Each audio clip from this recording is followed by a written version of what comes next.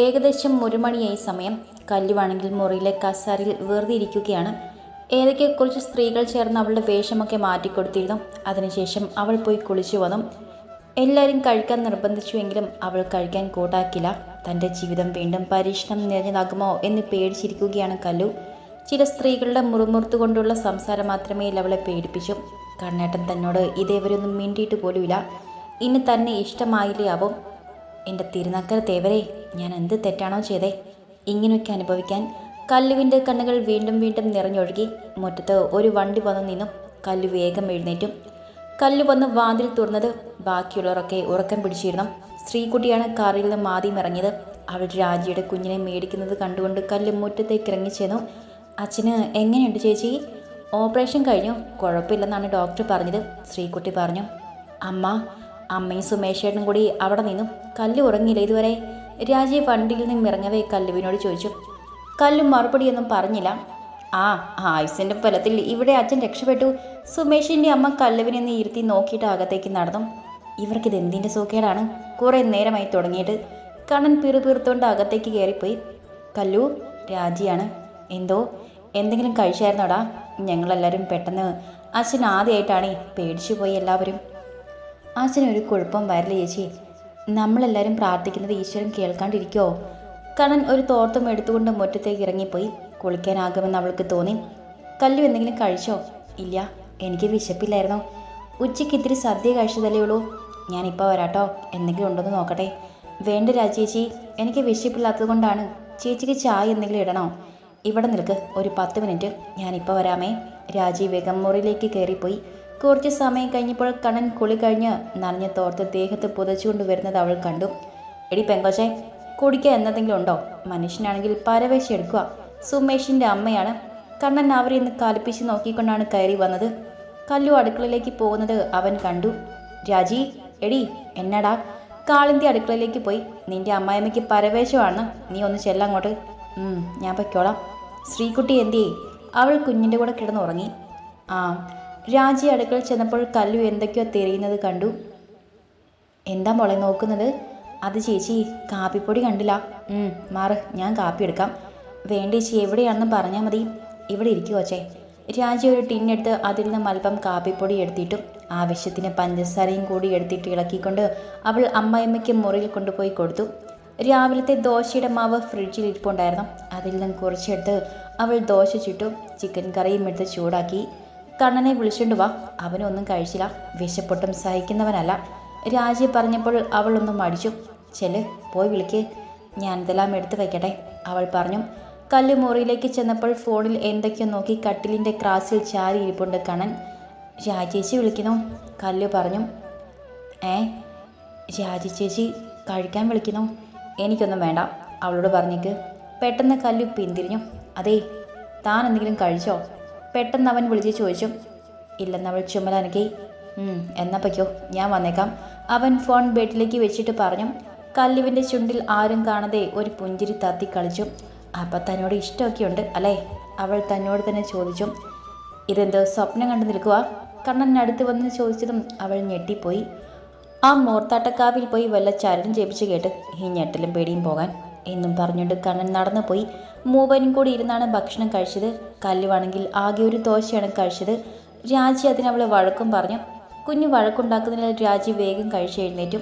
കണ്ണൻ കഴിച്ചിട്ട് അവൻ്റെ പാത്രങ്ങളെല്ലാം എടുത്തുകൊണ്ടുപോയി കല്ലു കഴുകി വെച്ചു. അവൾ കിടക്കാനായി മുറിയിൽ ചെന്നപ്പോൾ കണ്ണൻ അമ്മയെ ഫോൺ വിളിക്കുന്നുണ്ട്. അവൾ അവിടെയെല്ലാം കേട്ടുകൊണ്ട് നിന്നു. അച്ഛന് എങ്ങനെയുണ്ടിപ്പോൾ? അവൻ ഫോൺ വെച്ചപ്പോൾ അവൾ ചോദിച്ചു. നാളെയിലെ റൂമിലേക്ക് മാറ്റും, വേറെ പ്രശ്നമൊന്നുമില്ല. നാളെ പോകുമ്പോൾ എന്നെ കൂടെ കൊണ്ടുപോവോ?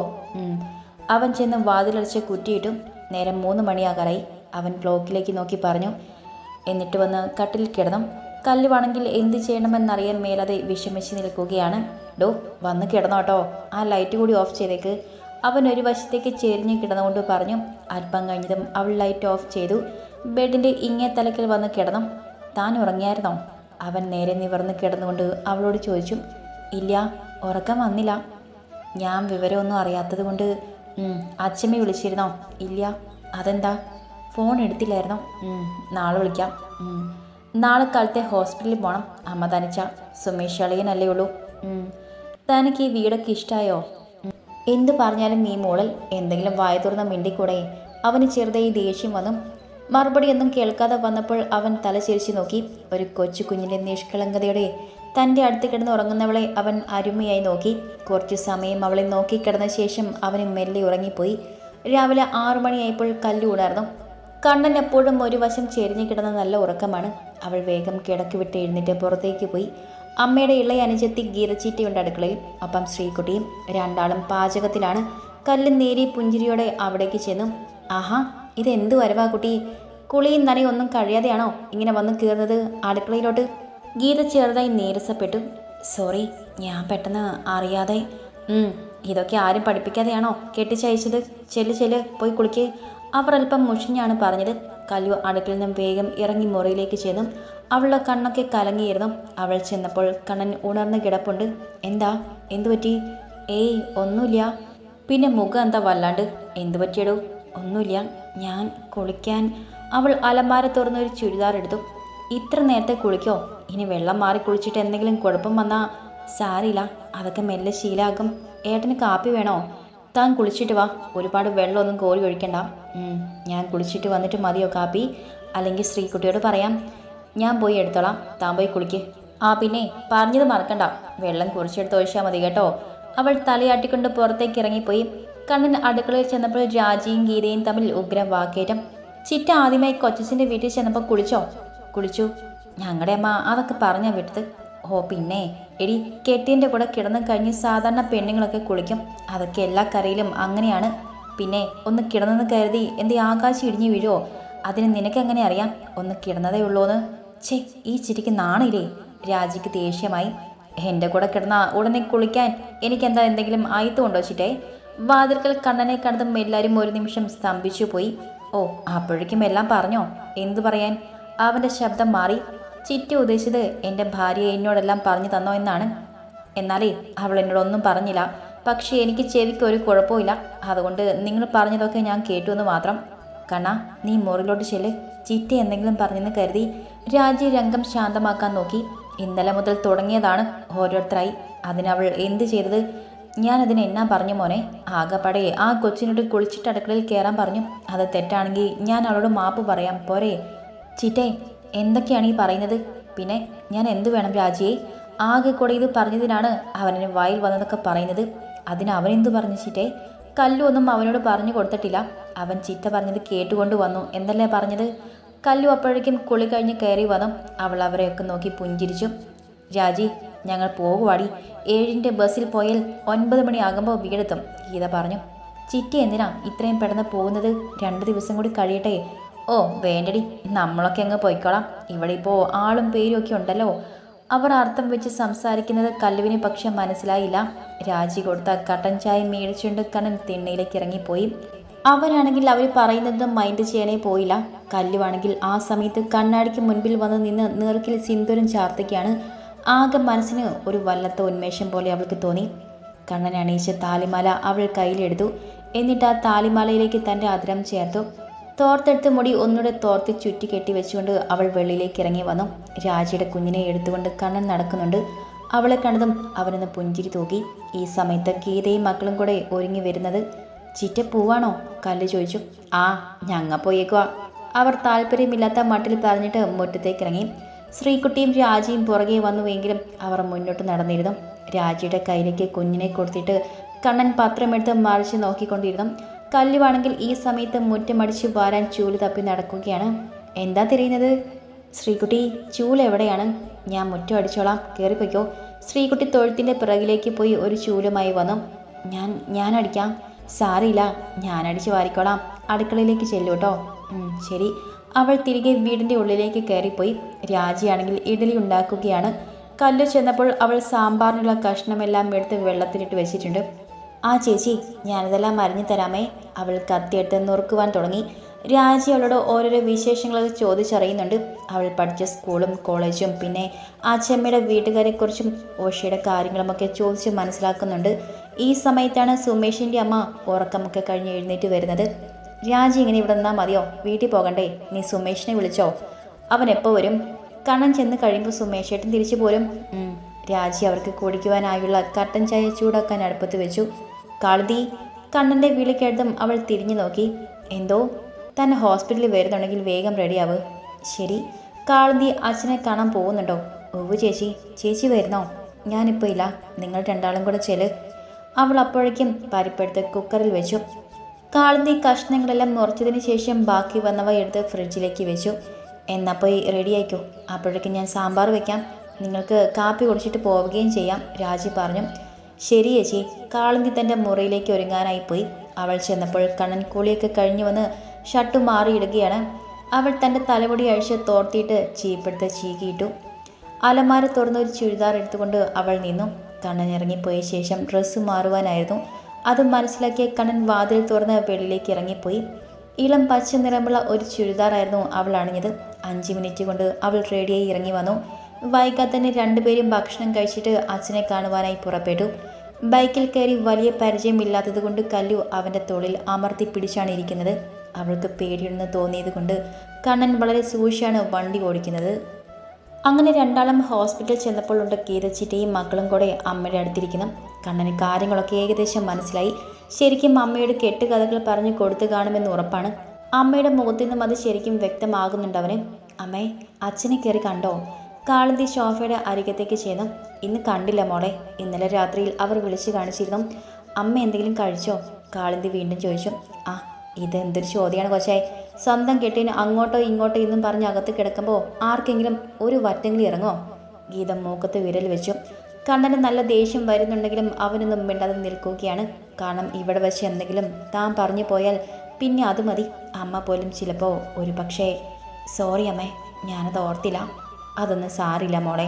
ഷോഫയുടെ വാക്കുകൾ കേട്ടപ്പോൾ കല്ലുവിന് അല്പം സമാധാനമായിരുന്നു. എന്നാൽ ഞങ്ങൾ ഇറങ്ങുക ചേച്ചി, പോയിട്ട് അടുത്ത ദിവസം വരാം. ആ, എന്നാൽ നീ ചെല്ല്. ഷോഫ വേഗം തന്നെ അനുജത്തെ യാത്രയാക്കി. തൊട്ടു പിന്നാലെ സുമേഷും വീട്ടിലേക്ക് പോയി. കല്ലു വന്ന് അമ്മയുടെ അടുത്തിരുന്നു. അമ്മേ, എന്താ മോളെ? അമ്മ വിഷമിക്കണ്ട, നമ്മുടെ അച്ഛന് ഒരു കുഴപ്പവും വരില്ല കേട്ടോ. എല്ലാവരും പ്രാർത്ഥിക്കുന്നില്ലേ അമ്മേ? അവൾ ഷോഫയുടെ കയ്യിൽ തഴുകിക്കൊണ്ട് പറഞ്ഞു. ആ, എന്നാലും പാവ അച്ഛൻ ഇതേവരെ ഒരു ആശുപത്രി പോലും കയറിയിട്ടില്ല മോളെ. ഒരു പനി പോലും വന്ന ആളല്ല, അതാണ് അമ്മയ്ക്ക് സങ്കടം. ഷോഫയുടെ കണ്ണുകൾ നിറഞ്ഞൊഴുകി. അമ്മേ, കരയില്ലേ അമ്മേ? കല്ലു അവരുടെ കണ്ണുനീർ തുടച്ചുകൊണ്ട് അവരെ ആശ്വസിപ്പിക്കുകയാണ്. അമ്മയ്ക്കിതെന്തിൻ്റെ കേടാണ്? അച്ഛന് കുഴപ്പമൊന്നുമില്ലെന്ന് ഡോക്ടർ പറഞ്ഞില്ലേ? ചുമ്മാ ഇരുന്ന് കരയുവാ. അവളുടെ ഓരോ സംശയങ്ങളും. നിനക്കൊന്നും മിണ്ടാതിരുന്നൂടെ? വെറുതെ മനുഷ്യനെ ഭ്രാന്ത് പിടിപ്പിക്കാനായിട്ട് ഓരോ വയ്യാവരി. കണ്ണൻ കല്ലുവിനെ നേർക്ക് പറഞ്ഞപ്പോൾ അവൾ ശരിക്കും പേടിച്ചു പോയിരുന്നു. അവളൊന്നും മിണ്ടാതെ മുഖം കുനിച്ചു നിന്നു. നീ മിണ്ടാതിരിക്കെ, വെറുതെ കൊച്ചിനെ ഓരോന്നും പറഞ്ഞ് പേടിപ്പിക്കാതെ. ശോഭ മകൻ്റെ നേർക്ക് തിരിഞ്ഞ് കണ്ണുരുട്ടി. കുറച്ച് കഴിഞ്ഞ് കല്ലു അമ്മയെ നിർബന്ധിച്ച് ക്യാൻറ്റീനിലേക്ക് കൊണ്ടുപോയി. അവർക്ക് കാലത്ത് കഴിക്കാനായി ദോശയും ചമ്മന്തിയും ഒക്കെ മേടിച്ചു കൊടുത്തു. അവർ മനസ്സില്ലാ മനസ്സോടെ ഒരെണ്ണം കഴിച്ചു. കല്ലുവിൻ്റെ ഓരോ പ്രവർത്തികളും നോക്കി നിൽക്കുകയാണ് കണ്ണൻ. അമ്മ ഭക്ഷണം കഴിച്ചപ്പോൾ അവളുടെ മുഖത്തെ സന്തോഷം കാണാമായിരുന്നു. എന്നാൽ കണ്ണൻ ദേഷ്യപ്പെട്ടതുകൊണ്ട് അവൾ അവനെ നോക്കാൻ പോലും കൂട്ടാക്കിയില്ലായിരുന്നു. ഏകദേശം ഉച്ചയോടെ രാജനെ മുറിയിലേക്ക് കൊണ്ടുവന്നു. ഇപ്പോൾ കുഴപ്പമൊന്നുമില്ലെന്നും വേദന കുറവുണ്ടെന്നും അച്ഛൻ പറഞ്ഞപ്പോഴാണ് എല്ലാവർക്കും സമാധാനമായത്. രാജിയും ശ്രീകുട്ടിയുമൊക്കെ ഉച്ചയ്ക്ക് ഹോസ്പിറ്റലിൽ എത്തിയിരുന്നു. അവർക്ക് അച്ഛനെ കണ്ടപ്പോൾ ആശ്വാസമായിരുന്നു. അന്ന് ഷോഫയാണ് ഹോസ്പിറ്റലിൽ നിന്നത്. കണ്ണൻ ഒരുപാട് തവണ അമ്മയോട് പറഞ്ഞു താനും കൂടി നിൽക്കാമെന്ന്. പക്ഷേ ഷോഫയും രാജനും കൂടി മകനെ പറഞ്ഞു വിട്ടു. വൈകുന്നേരം 5 മണി കഴിഞ്ഞു. അവരെല്ലാവരും ഹോസ്പിറ്റലിൽ നിന്ന് ഇറങ്ങിയപ്പോൾ കണ്ണൻ എല്ലാവരെയും കൊണ്ടുപോയി ചായയും പഴംപൊരിയും ഒക്കെ മേടിച്ചു കൊടുത്തു. കല്ലുവും കണ്ണനും തിരികെ ബൈക്കിലാണ് പോകുന്നത്. ശ്രീകുട്ടിയും രാജിയും സുമേഷിൻ്റെ ഒപ്പവും. തിരികെ വീട്ടിലെത്തിയപ്പോൾ 7 മണിയായി. സുമേഷിൻ്റെ അമ്മ അവരെ കാത്ത് ഉമ്മർത്തിരിപ്പുണ്ട്. എൻ്റെ രാജി, ഇത്രയും താമസിക്കെങ്കിൽ ഒന്ന് വിളിച്ചു പറഞ്ഞോടെ? എത്ര നേരമായി എല്ലാം കൂടി പോയിട്ട്? അച്ഛനെ ഉച്ചയ്ക്കായി അമ്മയെ റൂമിലേക്ക് മാറ്റിയപ്പോൾ അതാണ് താമസിച്ചത്. നീ കുഞ്ഞിനെയും കൊണ്ട് അതിലേയും ഇതിലേക്കും നടന്നിട്ട് ഇനി അതിന് അസുഖമൊന്നും പിടിപ്പിക്കരുത് കേട്ടോ. അതിന് മറുപടി അവളൊന്നും പറഞ്ഞില്ല. ശ്രീകുട്ടിയാണെങ്കിൽ കല്ലുവിനെയും വിളിച്ചുകൊണ്ട് അകത്തേക്ക് കയറിപ്പോയി. കല്ലുവാണെങ്കിൽ ഇപ്പോൾ ശ്രീകുട്ടിയുടെ ഫോൺ മേടിച്ച് അച്ഛമ്മയെ വിളിച്ചു. കാലത്തെ ഹോസ്പിറ്റലിൽ വെച്ച് അവർ കണ്ണനെ നമ്പറിൽ വിളിച്ചു. അവൻ കാര്യങ്ങളെല്ലാം പറഞ്ഞിരുന്നു. ഹലോ അച്ഛമ്മേ. അവൾ ഫോൺ എടുത്ത് കാതോട് ചേർത്തു. ആ മോളെ, ഞാനും മുഷിയുമൊക്കെ ഇവിടെ ആശുപത്രിയിലുണ്ട്. വീട്ടിൽ ചെന്നിട്ട് വിളിക്കാം. ഞങ്ങൾ ഷോഫയോടൊക്കെ സംസാരിക്കുകയായിരുന്നു. ആണോ? ശരി അച്ഛമ്മേ, പിന്നെ വിളിക്കാം. അവൾ ഫോൺ കട്ട് ചെയ്തു ശ്രീകുട്ടിക്ക് കൊടുത്തു. തിരികെ അവൾ റൂമിലെത്തിയപ്പോൾ കണ്ണൻ ആരെയോ ഫോൺ ചെയ്യുകയാണ്. കാലത്തെ അമ്മയുടെ മുൻപിൽ വെച്ച് വഴക്ക് പറഞ്ഞപ്പോൾ മുതൽ പെണ്ണിൻ്റെ മുഖം കടന്നിൽ കുത്തിയതുപോലെയാണ്. തന്നോട് മാത്രമേ ഉള്ളൂ ദേഷ്യം, വേറെ എല്ലാവരോടും മിണ്ടാൻ 100 നാവാണ്. കണ്ണൻ ഫോൺ വെച്ചിട്ട് അവളെ തിരിഞ്ഞു നോക്കി. അവൾ കുളിച്ചും മാറാനുള്ള ഡ്രസ്സും എടുത്തുകൊണ്ട് കുളിമുറിയിലേക്ക് പോയി. ഓഹോ, ഭയങ്കര ചാടയാണല്ലോ പെണ്ണെ നിനക്ക്, അവൻ മനസ്സിൽ ഓർത്തു. സുമേഷും അമ്മയും കൂടി അപ്പോൾ പോകാനായി ഇറങ്ങുകയായിരുന്നു. നാളെ പോകാം വിളിയാ. ഓ വേണ്ട കണ്ണ, പോയേക്കാം, എത്ര ദിവസമായി വന്നിട്ട്. വൈകാതെ അവർ യാത്ര പറഞ്ഞു പോയി. അതിനുശേഷമാണ് കല്ല് കുളിക്കാനായി പോയത്. രാജിയും ശ്രീകുട്ടിയും കൂടി അകത്താണ്. കുളിമുറിയിലേക്ക് നടന്നു പോയ കല്ലു ഇടയ്ക്കിടയ്ക്ക് തിരിഞ്ഞു നോക്കുന്നുണ്ട്. കണ്ണൻ ഇതെല്ലാം കണ്ട് തിണ്ണയിലെ കസാരയിൽ ഇരിക്കുകയാണ്. പേടിത്തൊണ്ടിയാണെങ്കിലും ചാടിക്കൊരു കുറവില്ലല്ലോ. അവൻ ഊറിച്ചിരിച്ചു.